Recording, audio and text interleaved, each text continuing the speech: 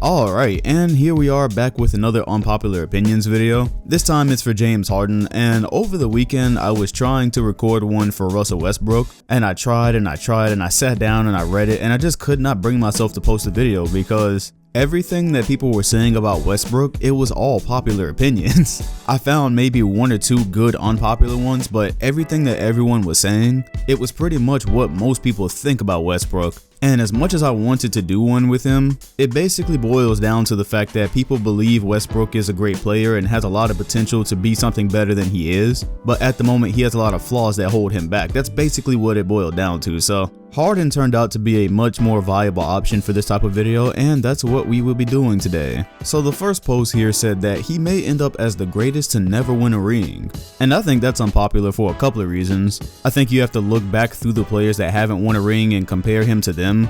So on that list you got guys like Charles Barkley, Patrick Ewing, Iverson, McGrady, like the list goes on, right? So there's a whole debate there. But then also, I personally disagree. I really think Harden is gonna end up with the ring sooner or later. You see, the players that I have as prime candidates not to win a ring are the ones that are already a decent way through their careers and their situations are still very bleak. A guy like Damian Lillard, who is on the Blazers, and their roster never takes any significant jumps toward like a title.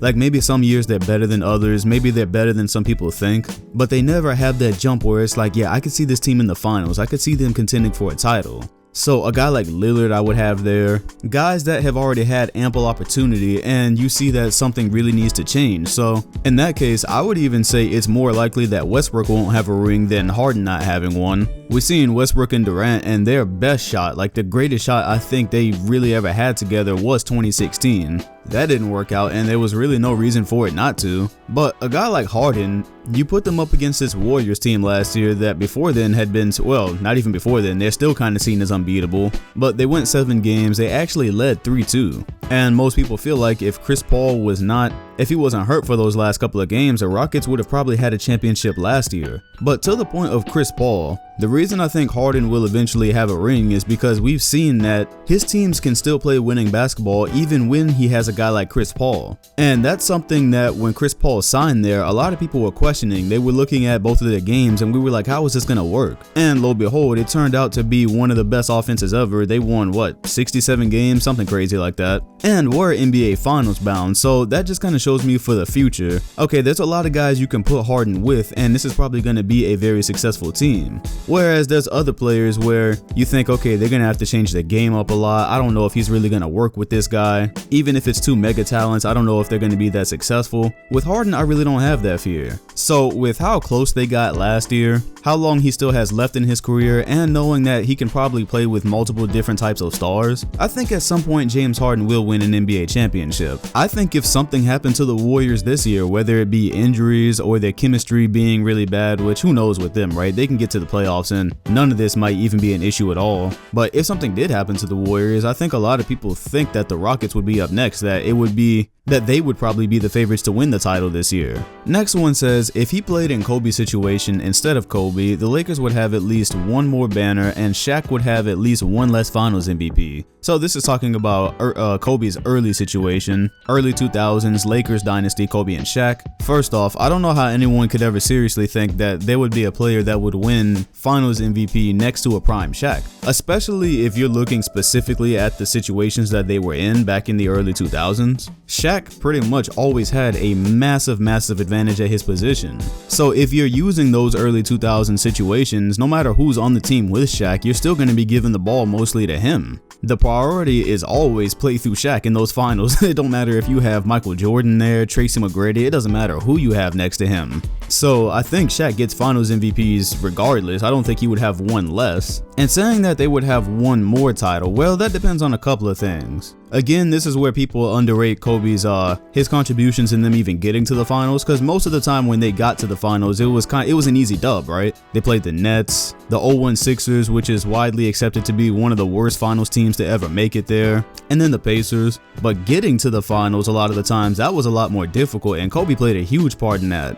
dominating the Spurs, dominating the Kings. the game against the Blazers, which they almost lost. He has a lot of those types of performances, so are we saying that Harden is also going to duplicate those performances? So if you can then get past that part, because to this point in history, Harden doesn't really have like a signature playoff game with his name on it, like how you have the Game 7 against the Blazers, and we know that's associated with Kobe and what he did when Shaq was struggling. Harden doesn't really have like that game yet. But if you can get past that, then maybe you're looking and saying that Harden and Shaq never feud, because we all know that had a lot to do with Kobe and Shaq's personality. So then maybe you say they stick together longer and maybe they win more. I don't know. It's a tough game to play, because this is where you start getting into the part of, well, also the style of basketball was different back then. How much would it hurt Harden's game that he can't draw fouls as successfully back then as he does now? Does he adapt in a different way? That leads into like a million different conversations. This is why I'm starting to hate hypotheticals. So now bringing it back to the current day, this one says he's not the MVP, and I don't see why it isn't clearly Giannis. And yeah,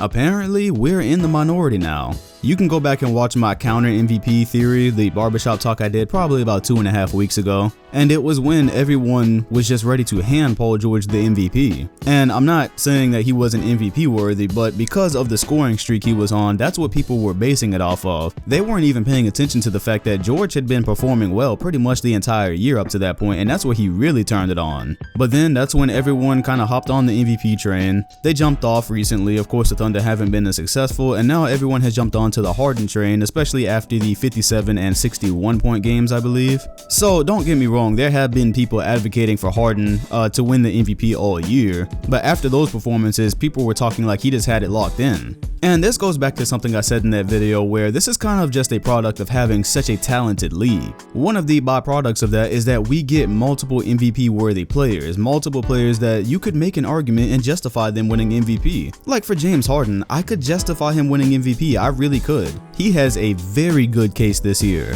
But the fact that people are overlooking Giannis so hard, you know, it's wild, because out of all these other players who, you know, their teams might have started off bad and then they were good again, and then they cooled off in the middle of the season, and then they picked back up again. All this stuff happening with these other teams, and the Bucks have just been consistently good the entire season, consistently great the entire season, and Giannis has just been consistently great the entire season. There hasn't been all these random drop-offs. We don't have these stretches where we're asking what happened and they're losing multiple games that they shouldn't have lost, and we're wondering if they're not going to be so great in the playoffs. They don't have all that. They've just been consistently stomping on people this entire year. But it's like, because he doesn't have all the flash to his game, like he has the dominance and the power, but he does not have all these flashy MVP moments, so for that reason I think he's being overlooked by a lot of people. One of the most amazing things that happened with the Rockets this year is that they started off terrible and they had all these injuries, just like a ridiculous amount of injuries. And Harden had to wait on Chris Paul to come back. Well, not really wait on, he really had to carry everything while he was out. And then you look over at Giannis, and the fact that in the Eastern Conference, I believe they have some kind of like historic point differential going on with the way they're beating teams. They're up there with like the 90s Bulls in that category. But it's like Giannis has never had, this year he's had a really good team, but he doesn't have an all NBA first team potential type player that he's been waiting on to come back, or one that has been on this roster. He doesn't have a superstar teammate. And I'm not penalizing other guys for Giannis's roster, because it is a really good roster. I'm not penalizing other guys because he doesn't have a superstar teammate, but I'm just saying, like, I think it deserves a little bit more credit that Giannis is that guy on the Bucks. I know they look really good, but I don't understand how people can just blow off what he does for that team. I don't know, I guess it's just that MVP really needs a story. And in that case, yeah, okay, Harden probably does have a better story, because they started off really bad. And a lot of us were thinking, man, I don't know if the Rockets are ever going to reach the level that they were at last year. I don't see it happening this year. And the injuries that followed, and yes, Harden has really carried the load. And like I said, I can justify an MVP case for him. But the way people have done this all season, just like they were ready to give Paul George the MVP 2 weeks ago over Giannis, the way people see an MVP moment happen and then just act like Giannis doesn't exist, I really think people are going to be disappointed this summer when in all likelihood it does go to Giannis, and then we have to start hearing that Giannis robbed Harden and Harden should have this many MVPs. A lot of MVP worthy players every year, like I said, there are a lot of them. And in my mind, to beat Giannis out this year for how consistently great he's been and what he's been doing with that team, I really think Harden's best shot would be to have the first seed in the Western Conference. I think that's his best shot at beating out Giannis, because then you can say, wow, they went from a really tough start, really tough stretches through the season to still end up first in the West, where you're dealing with guys like the Warriors. Then I could really see like, okay, I think they're going to give it to Harden. But as we stand right now, I still think it's going to Giannis. Maybe this will be the last one, maybe it will not. This says that high usage does not equal a lot of points or team success. There's maybe 6 to 10 guys that can score as much and lead his team to wins if they were put in the same situation.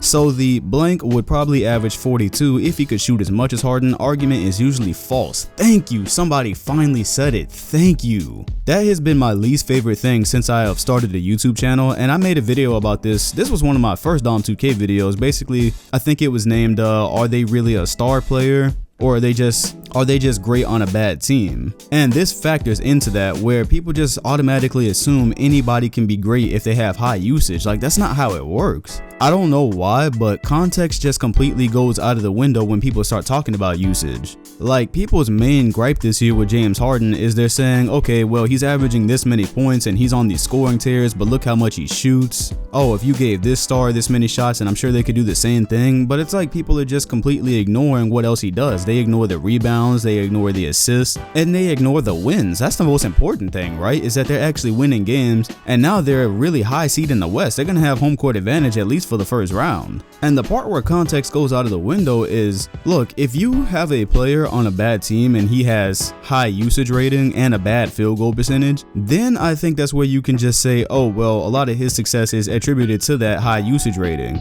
Because then, yeah, the team isn't winning games, he's not really doing much but scoring. You can see from his percentage that he's shooting a lot, so that's probably why he's scoring a lot. Then it makes a lot of sense. Then it looks like a guy who's just playing meaningless basketball. The team isn't fighting for anything, he's just stacking up points and nothing else is going on. But especially if you watch Harden play, I don't understand how y'all just start naming anybody and you're like, yeah, put him in Harden's position and you get the same results. I think that there's guys that applies to. Like, for instance, we saw Kevin Durant in 2014 when Westbrook went out, so his usage went up and he had to do a lot of the load. He had to handle a lot of the load, like the rebounds and the passing. Yeah, he did that, but that's Kevin Durant. This is MVP of the league, now a finals MVP, one of the best players in the NBA, if not the best player. Yeah, okay, a guy like him I understand. But these are the most special players in the league. Let's not start acting like everybody has great vision and great passing ability and knows how to manipulate the defense every way that they want to. Everybody don't have that skill. Yeah, to me, the usage percentage argument only works to a certain degree and people really love to abuse it. Anyways, that will be all for today.